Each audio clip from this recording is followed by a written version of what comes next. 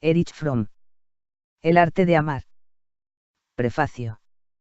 La lectura de este libro defraudará a quien espere fáciles enseñanzas en el arte de amar. Por el contrario, la finalidad del libro es demostrar que el amor no es un sentimiento fácil para nadie, sea cual fuere el grado de madurez alcanzado.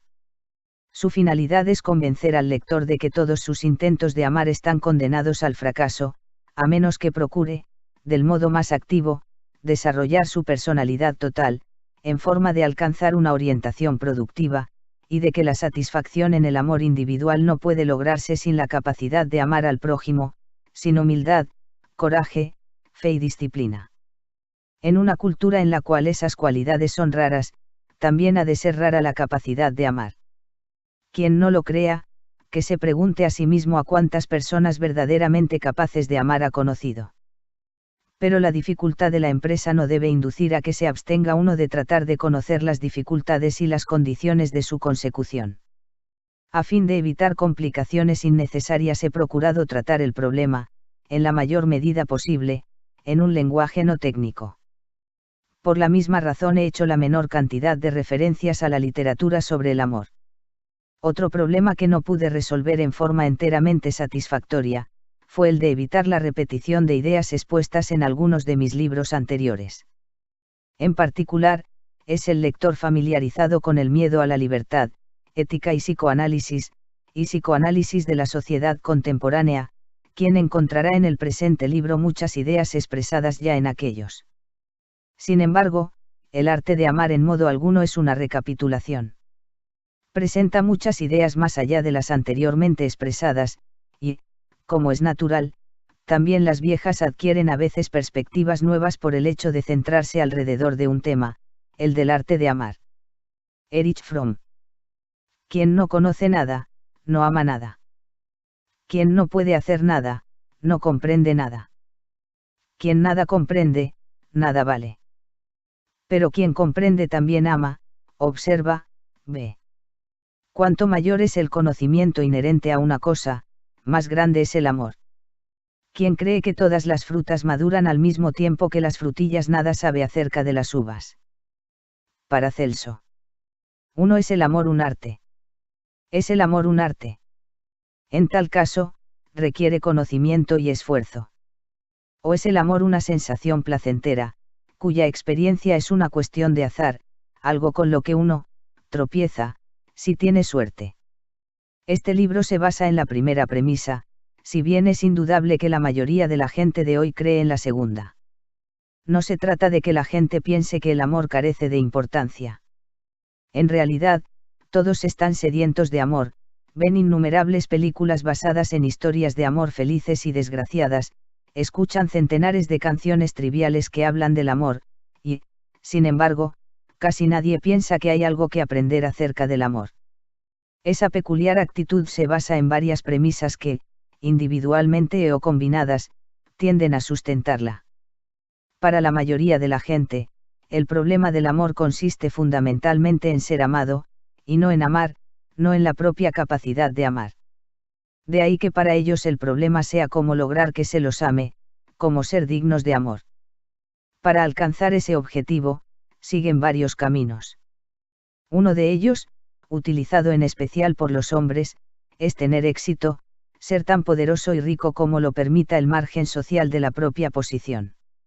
Otro, usado particularmente por las mujeres, consiste en ser atractivas, por medio del cuidado del cuerpo, la ropa, etc.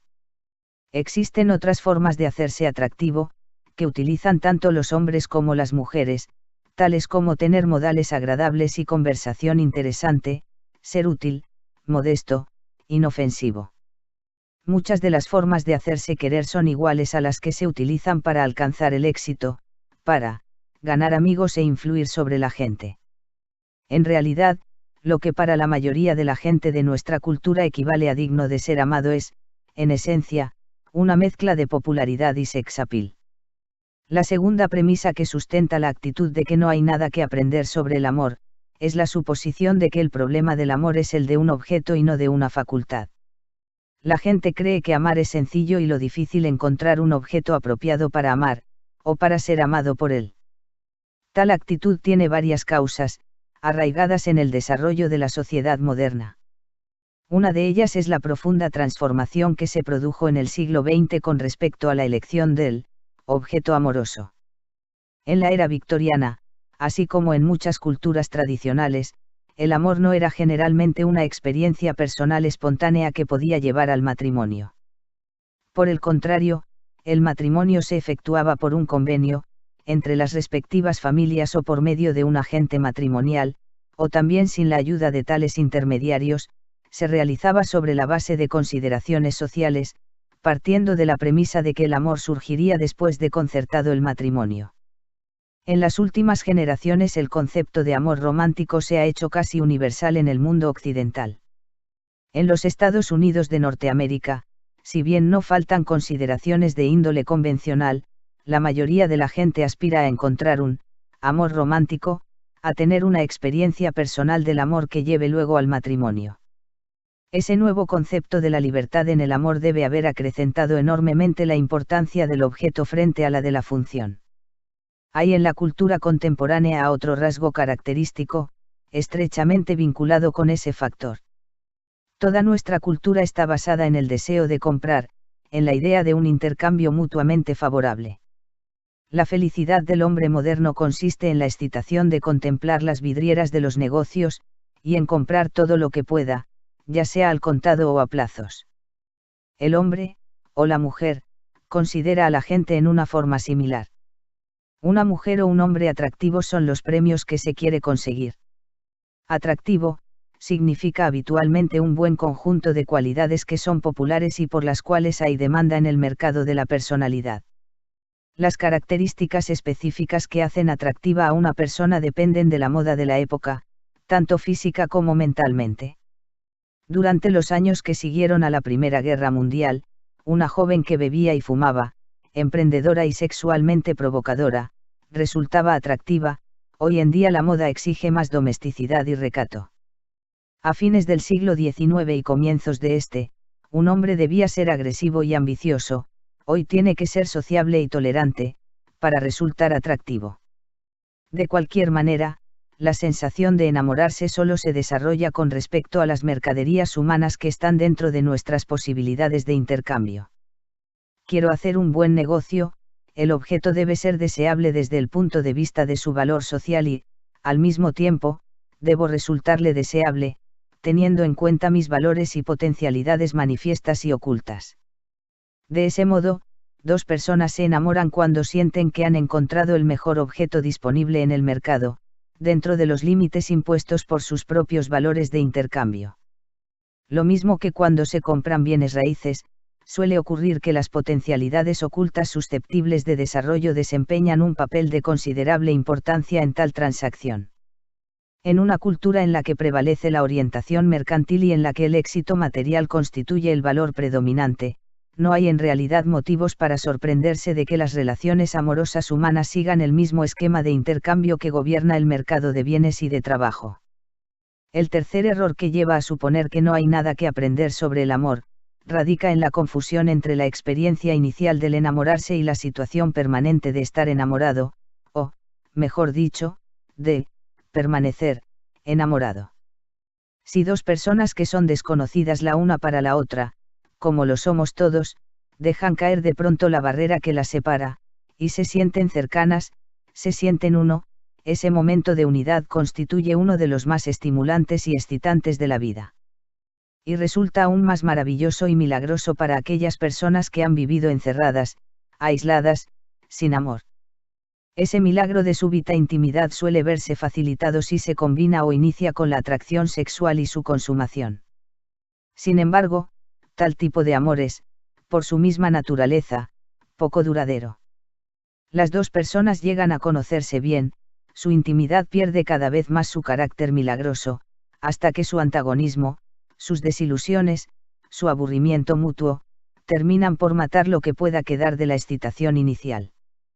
No obstante, al comienzo no saben todo esto, en realidad, consideran la intensidad del apasionamiento, ese estar, locos, el uno por el otro, como una prueba de la intensidad de su amor, cuando solo muestra el grado de su soledad anterior. Esa actitud, que no hay nada más fácil que amar, sigue siendo la idea prevaleciente sobre el amor, a pesar de las abrumadoras pruebas de lo contrario.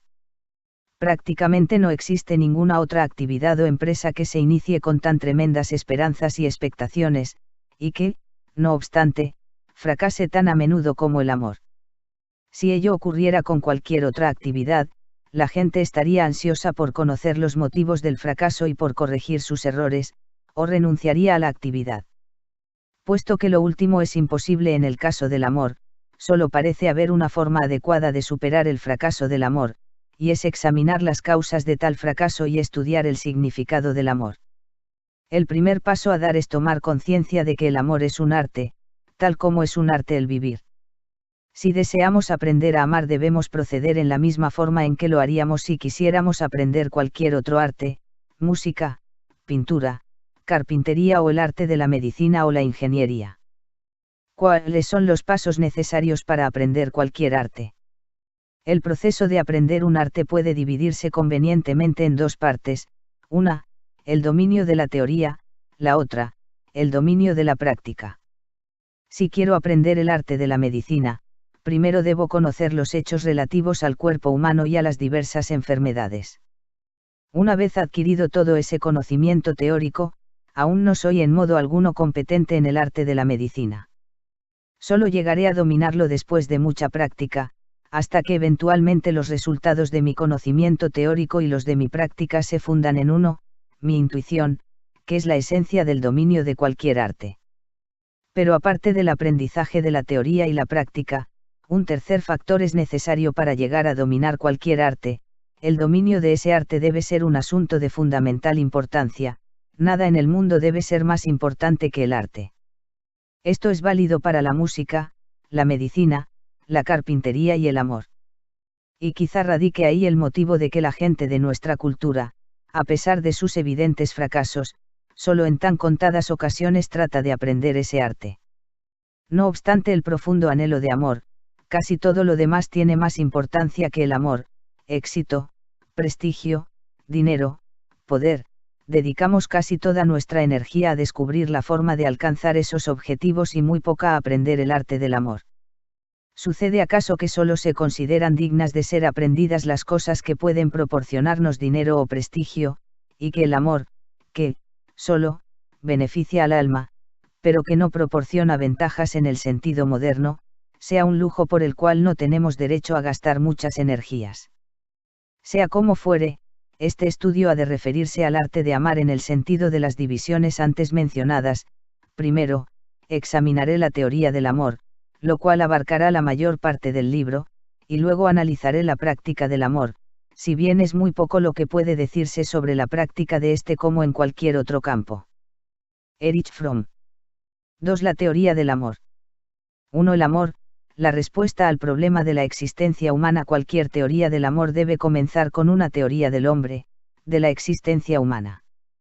Si bien encontramos amor, o más bien, el equivalente del amor, en los animales, sus afectos constituyen fundamentalmente una parte de su equipo instintivo, del que solo algunos restos operan en el hombre.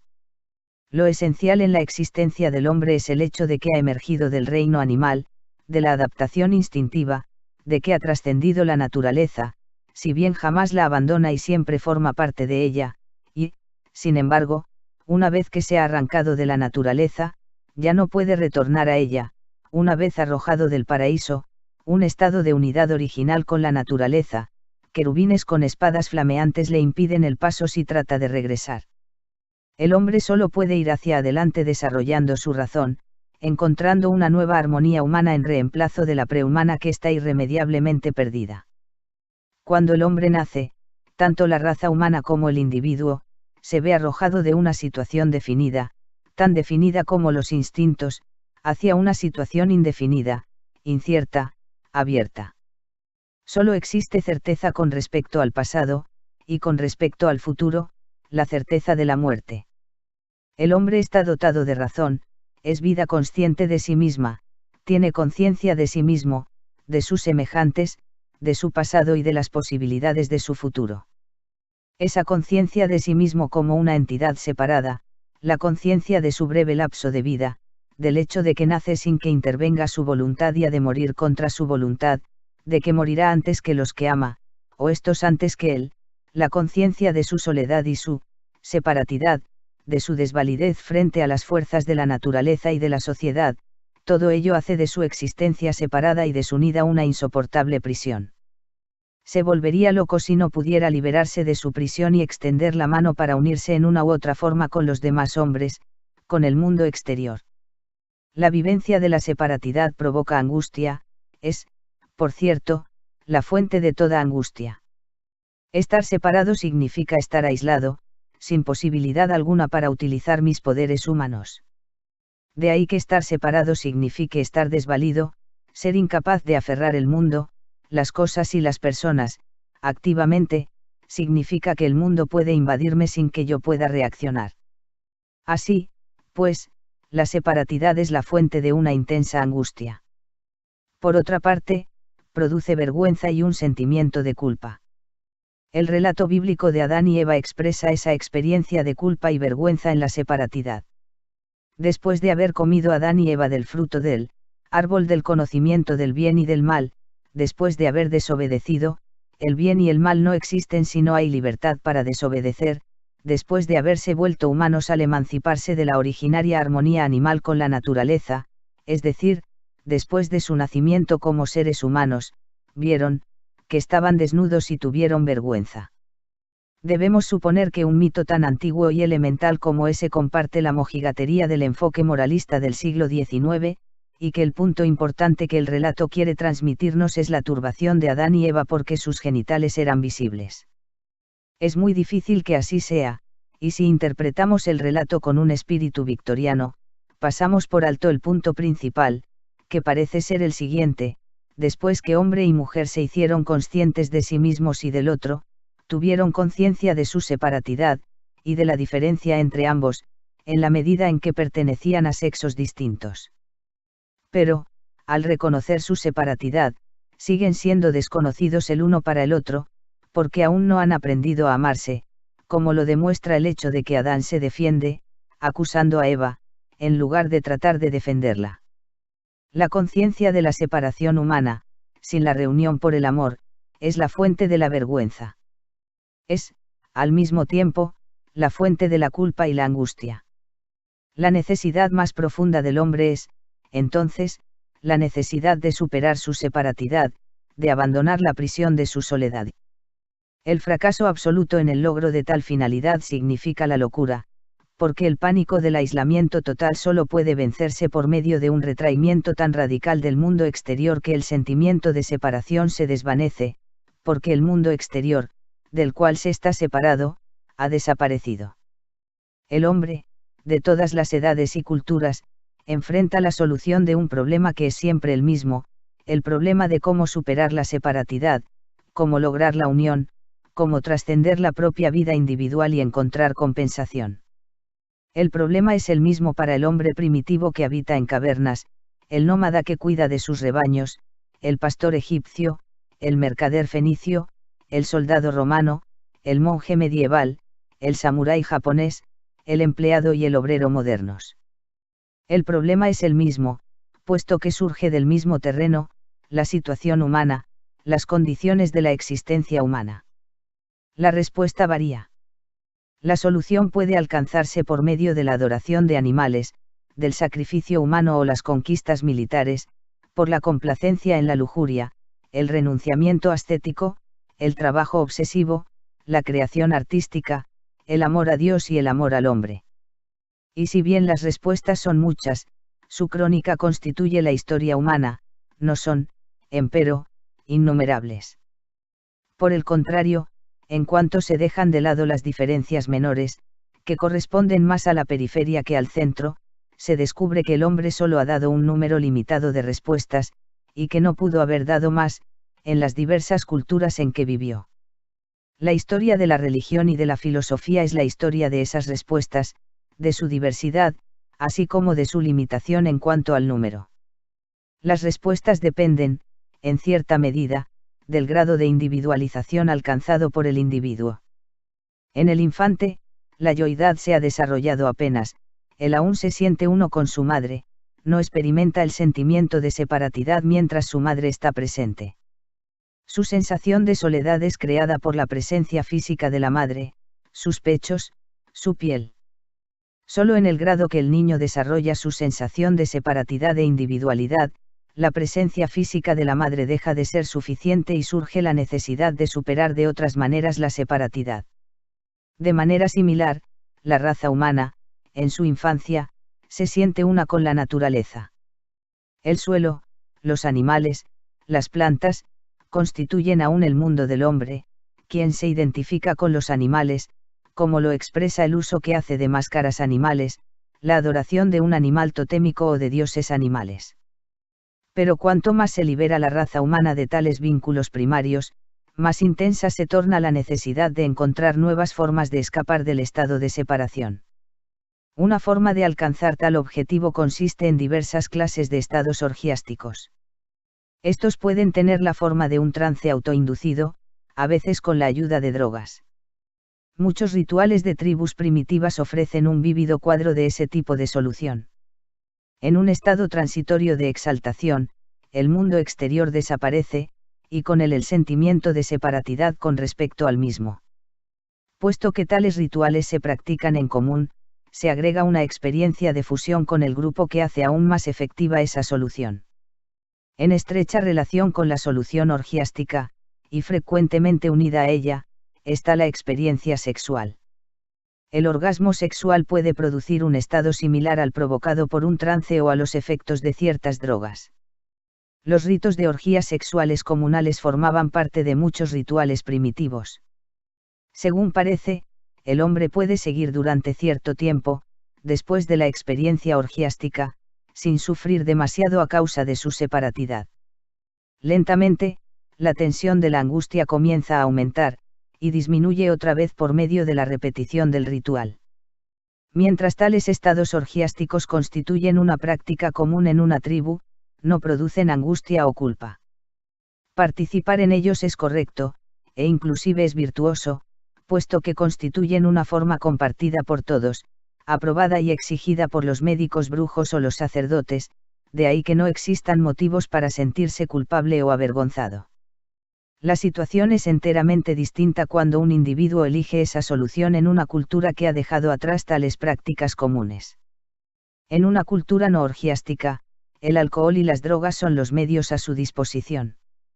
En contraste con los que participan en la solución socialmente aceptada, tales individuos experimentan sentimientos de culpa y remordimiento. Tratan de escapar de la separatidad refugiándose en el alcohol o las drogas, pero cuando la experiencia orgiástica concluye, se sienten más separados aún, y ello los impulsa a recurrir a tal experiencia con frecuencia e intensidad crecientes. La solución orgiástica sexual presenta leves diferencias. En cierta medida, constituye una forma natural y normal de superar la separatidad, y una solución parcial al problema del aislamiento. Pero en muchos individuos que no pueden aliviar de otras maneras el estado de separación, la búsqueda del orgasmo sexual asume un carácter que lo asemeja bastante al alcoholismo o la afición a las drogas. Se convierte en un desesperado intento de escapar a la angustia que engendra la separatidad y provoca una sensación cada vez mayor de separación, puesto que el acto sexual sin amor nunca elimina el abismo que existe entre dos seres humanos, excepto en forma momentánea. Todas las formas de unión orgiástica tienen tres características: son intensas, incluso violentas, ocurren en la personalidad total, mente y cuerpo, son transitorias y periódicas. Exactamente lo contrario ocurre en esa forma de unión que está lejos de ser la solución que con mayor frecuencia eligió el hombre en el pasado y en el presente, la unión basada en la conformidad con el grupo, sus costumbres, prácticas y creencias. Volvemos a encontrar aquí una evolución considerable. En una sociedad primitiva el grupo es pequeño, está integrado por aquellos que comparten la sangre y el suelo.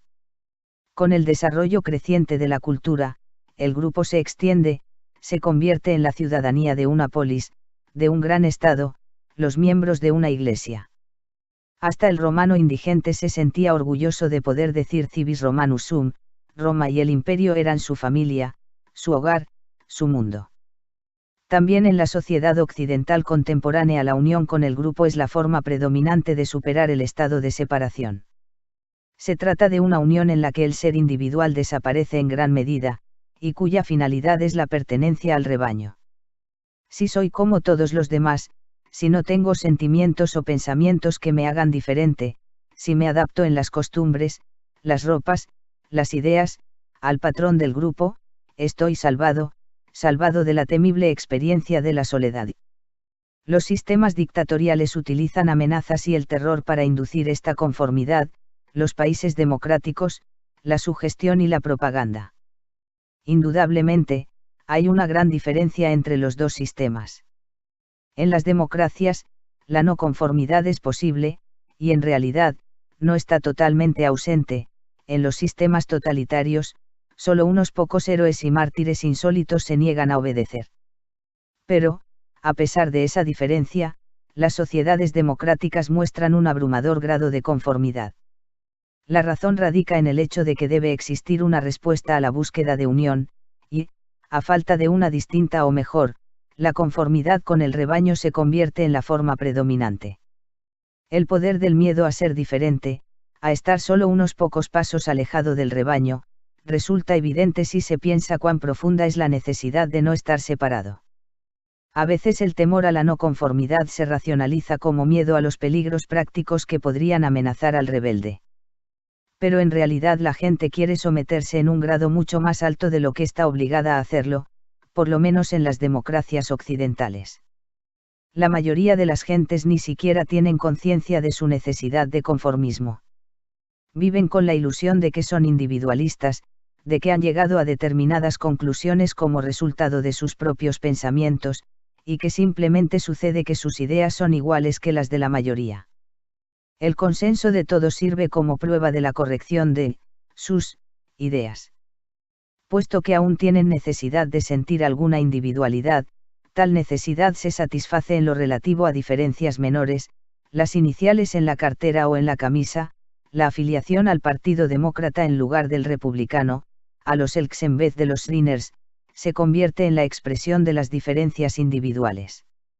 El lema publicitario, es distinto, nos demuestra esa patética necesidad de diferencia, cuando, en realidad, casi no existe ninguna. Esa creciente tendencia a eliminar las diferencias se relaciona estrechamente con el concepto y la experiencia de igualdad, tal como se está desarrollando en las sociedades industriales más avanzadas. En un contexto religioso, igualdad significó que todos somos hijos de Dios, que todos compartimos la misma sustancia humano-divina, que todos somos uno. Significaba también que deben respetarse las diferencias entre los individuos, que, si bien es cierto que todos somos uno, también lo es que cada uno de nosotros constituye una entidad única, un cosmos en sí mismo. Tal convicción acerca de la unicidad del individuo se expresa, por ejemplo, en la sentencia talmúdica: quien salva una sola vida, es como si hubiera salvado a todo el mundo; quien destruye una sola vida, es como si hubiera destruido a todo el mundo. La igualdad como una condición para el desarrollo de la individualidad fue, asimismo, el significado de este concepto en la filosofía del iluminismo occidental. Denotaba, como lo formuló muy claramente Kant, que ningún hombre debe ser un medio para que otro hombre realice sus fines. Que todos los hombres son iguales en la medida en que son finalidades, y solo finalidades, y nunca medios los unos para los otros. Continuando las ideas del iluminismo, los pensadores socialistas de diversas escuelas definieron la igualdad como la abolición de la explotación, del uso del hombre por el hombre, fuera ese uso cruel o humanitario.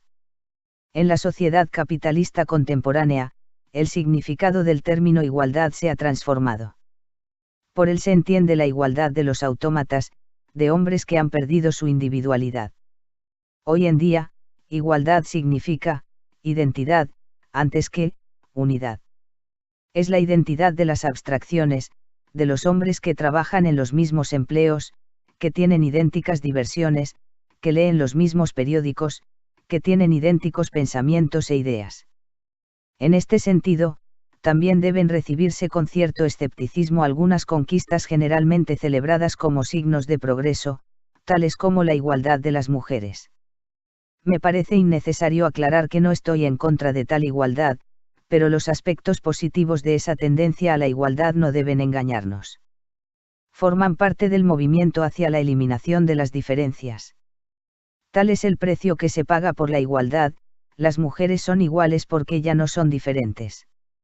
La proposición de la filosofía del iluminismo, el amen a pas de sexe, el alma no tiene sexo, se ha convertido en práctica general. La polaridad de los sexos está desapareciendo, y con ella el amor erótico, que se basa en dicha polaridad. Hombres y mujeres son idénticos, no iguales como polos opuestos. La sociedad contemporánea predica el ideal de la igualdad no individualizada, porque necesita átomos humanos, todos idénticos, para hacerlos funcionar en masa, suavemente, sin fricción, todos obedecen las mismas órdenes, y no obstante, todos están convencidos de que siguen sus propios deseos. Así como la moderna producción en masa requiere la estandarización de los productos, así el proceso social requiere la estandarización del hombre, y esa estandarización es llamada igualdad. La unión por la conformidad no es intensa y violenta, es calma, dictada por la rutina, y por ello mismo, suele resultar insuficiente para aliviar la angustia de la separatidad. La frecuencia del alcoholismo, la afición a las drogas, la sexualidad compulsiva y el suicidio